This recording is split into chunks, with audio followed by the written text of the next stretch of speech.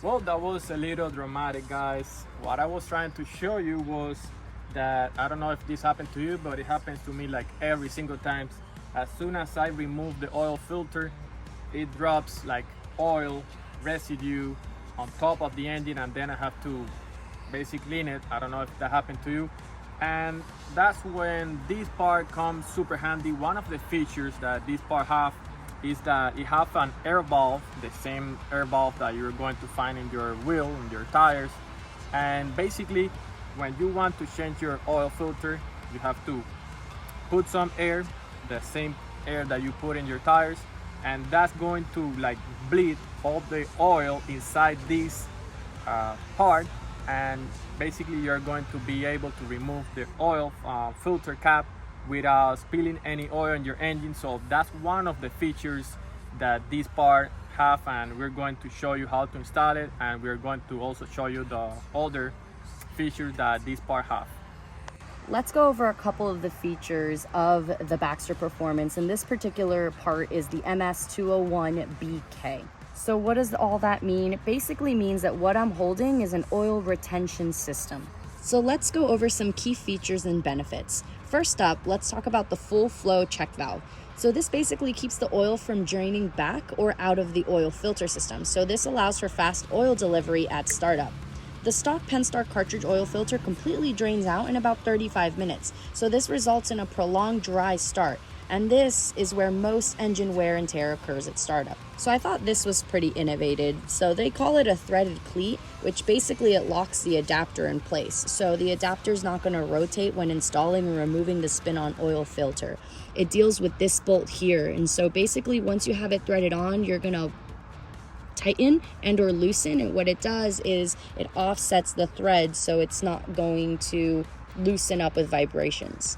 Next up is going to be the tire valve system. So what you have over here is a locked version of it. Depending on how it's going to sit fully tightened is where you're going to put it. So these are interchangeable, but basically what this is for is it's going to allow compressed air to evacuate the part so that the spin-on oil filter can come off without making a whole mess. Next is going to be the spring-loaded docking collar. So this maintains a tight seal using O-rings right here, and right here. And so it ensures the separation of inflowing and outflowing oil. And last but not least, this is made out of anodized aluminum. It's aircraft grade, so it's not going to corrode, it's not going to fall apart, and it will basically last you a lifetime. Next up is the installation process. So once you have drained your oil from underneath, of course, you're going to go ahead and remove your stock oil filter housing. All right, so here we go, removing the stock oil filter housing. And so it doesn't have a filter because we've already taken it out, but you definitely will have a filter when you do yours. So what we do a lot of the times when we're dealing with anything with filter housings is you want to give it a good lube. So we use obviously the oil itself. Just make sure that everything's nice and moist before we install. Next up, we're going to put that bad boy where we just took out the stock one. So Baxter Performance themselves actually recommend using the Wix filters. We got the 57502. So one of the trickier parts of this install is trying to install this valve without any of the other components getting in the way. So the actual cartridge isn't all the way in. It's a little loose, but we found that this position is the easiest to install the air valve. Also, for some Jeep models, you may have to Dremel off this tab. It doesn't serve any purpose, so just go ahead and shave it down. So now once you have the air valve in place, you can finish tightening up the cartridge.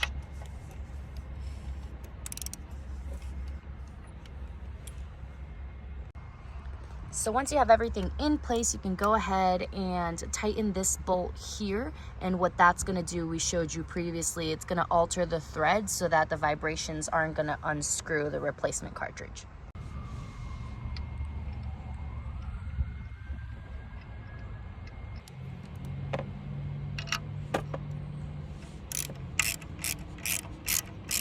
So this is what it's going to look like assembled.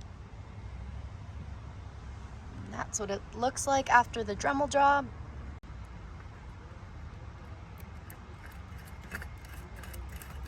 Make sure you button up your oil change here. I want to know in the comments if you guys have ever forgot to put that what is that, that bolt back in, and if you've started to put your new oil and it's just leaked out. Happened to me once. I think all it takes is just once. Like we mentioned before, guys, you don't have to do an oil change when you're installing this Baxter Performance part, but it is recommended. Just if you have already recently done an oil change, again, you don't have to go through everything, but we just want to take advantage of this moment and take care of some much needed maintenance. And hopefully you guys know how to do this, but basically we're just going to fill it back up with oil, and then we'll be ready to go.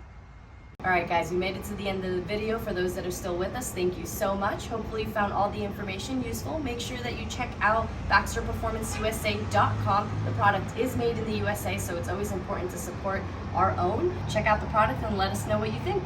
See you next time.